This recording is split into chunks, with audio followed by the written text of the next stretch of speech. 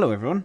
Before we get started today, I wanted to let you know, especially if you are one of my loyal listeners that is looking for a little bit more, I've created a paid subscription option for the podcast for 99 pence per month.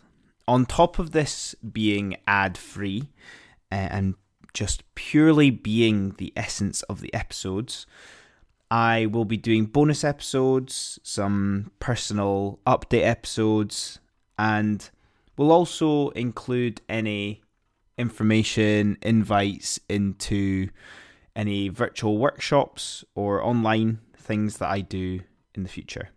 So if you fancy it, check out the show notes below with the link and enjoy the show. Hello everyone, and welcome to today's episode of the Self-Improvement Project. I hope everybody is well. I hope you've had a positive week, and if you've been having a week where you're maybe feeling a bit down, a bit frustrated, a bit stale or stagnant, that it's always worth giving yourself a little bit more credit than you probably do. I sometimes like to make a list of things that I've achieved rather than a to-do list, so almost the opposite of that, and it's almost a list of achievements for the week, because once we complete something, it's very easy for us to forget about that. Anyway, today's episode is an idea around a happy life.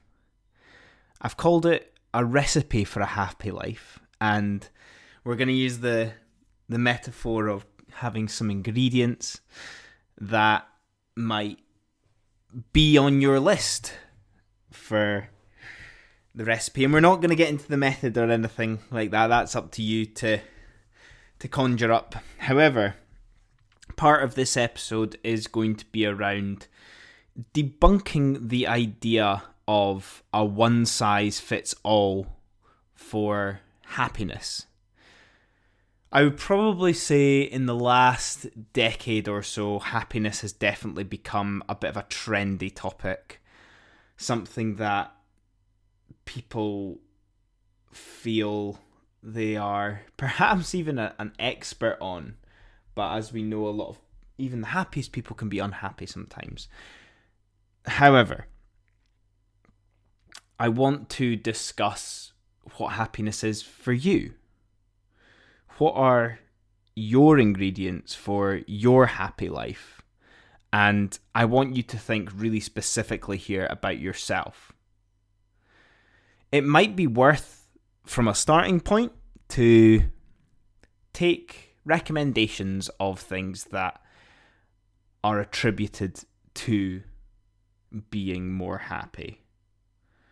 Perhaps a simple recommendation and piece of advice for happiness is always to do with physical activity, exercising outside. This is perhaps one that people use as an example because it releases those endorphins post-exercise or post-activity that make us feel good. So I want you to, if you are unsure of things that do make you happy, to maybe take those initial recommendations, but you might perhaps be at a point where you are tailoring your life, you are tweaking, adjusting, adapting things as you evolve yourself, as you grow.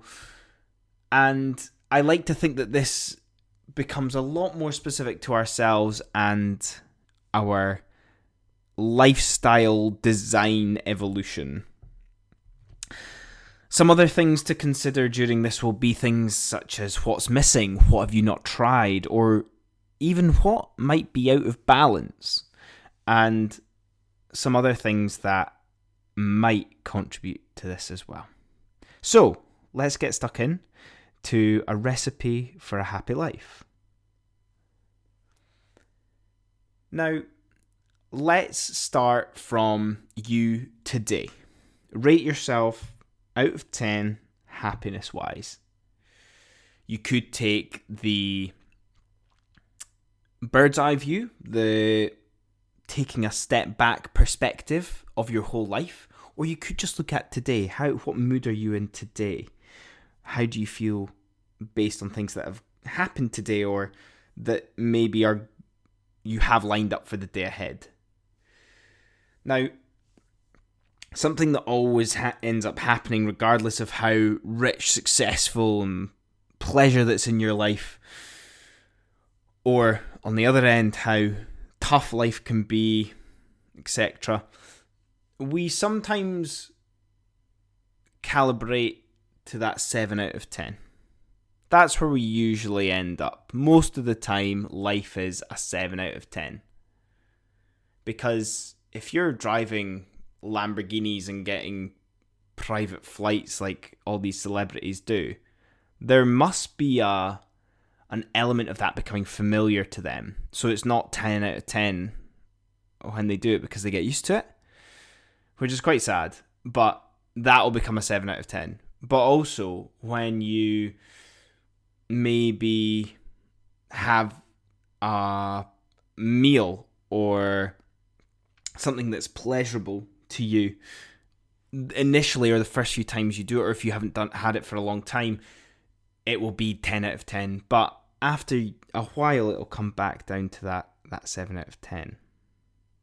So, how are you feeling right now about your life? Would you describe it as happy? And the more important question here is, do you know what makes you happy? Do you know what you need in your life to make it a happy one? I've done a lot of episodes on pain and how beneficial it is to implement that in our lives in order to live a more meaningful life. And meaningful can be synonymous with happiness. And happiness doesn't always need to be a positive or positively connotated thing. We need to sacrifice, we need discipline, we need pain in order to reach levels of happiness that give us meaning. So the important question is, do you know what you need to bring you happiness? It might be something to do with family or friends, socially. It might be a pet. It might be exercise. It might be certain diet things. It might be work-related as well. It might be looking after your health. These are all things that very generally we can tweak, we can adapt, we can adjust to make us happier. But especially as we get older, do we adapt or do we just stick in our ways? Something that makes you happy at 20 might not make you happy at 30, might not make you happy at 40. So that open-mindedness to change and discovering new things or a different way of doing things you know already. This might lead to a different type of happiness, but it might lead to more intense happiness at that time. So those examples that I've given of the things that can contribute could be your ingredients, and the method that we need to do is your life. What stage you're at. You might be very different to someone who's at a different career stage than you. You might be early on. You might be in your third or fourth job. But this is where it needs to be specific for you. I could go down the route here of talking a little bit around values, beliefs, how they evolve over that time as well. However, the only person that's going to know those things or know them intuitively is yourself. So listening to this, how does your gut instinct feel when you are faced with key decisions? And that's where we need to think about the combination of these things. What's potentially missing or out of balance? You might have seen common pictures, diagrams, maybe even memes around how you can only have a certain number of things. If you want to be successful in your career, you need to sacrifice family. If you want to be extremely fit and healthy, you're going to need to give up parts of your work. or your social life. But this is where we need to analyze what stage we are at, what's missing, or what's out of balance that we need to change. If you're extremely career driven at 21, that doesn't necessarily mean that at 29 you're going to be as career driven. So potentially here, the thing that is out of balance is one of those things that you've sacrificed, whether that is friends, family, health, or potentially you values-wise have always been very driven by family and socializing, that has taken a hit on your career or your discipline in some form, shape or form. And maybe it's time for you to jump into your career a little bit more. So this is what I mean when I'm talking about either what's missing or what's out of balance. But it does require you to take a step back in order to realize this, in order to be aware of it, and in order to ask yourself the big questions of what do I need to do, and am I going to be happier if I do it? Or am I just going to be the same? There's no point in doing something for the sake of something. You need to recognize about what living and leading a happy life means to you. If career is the one thing that's going to make you proud and happy with your life, and you know that you can look back knowing that that was how your life was supposed to be lived, of course you're going to be happy. One of the big stereotypes that exists, and this is from a majority point of view, is that people do work too much, that it does sacrifice on other things that they wish they had done looking back. But it's important to question these things from your own individual perspective. I've talked a bit about stages here, and I think it's important that we recognize the importance of timing with these things. There's going to be times in your life where you do need to make friends, you do need to socialize. If you want to put it one way or another, you need to network so that you're looking out for people and that will pay back in dividends. But if you miss out on that opportunity, there's sometimes no going back.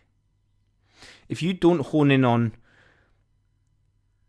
getting to know your parents when you are younger, or maybe as an early adult, you will not get that time back later on. So are you going to be happy knowing that you didn't spend enough time getting to know your parents enough?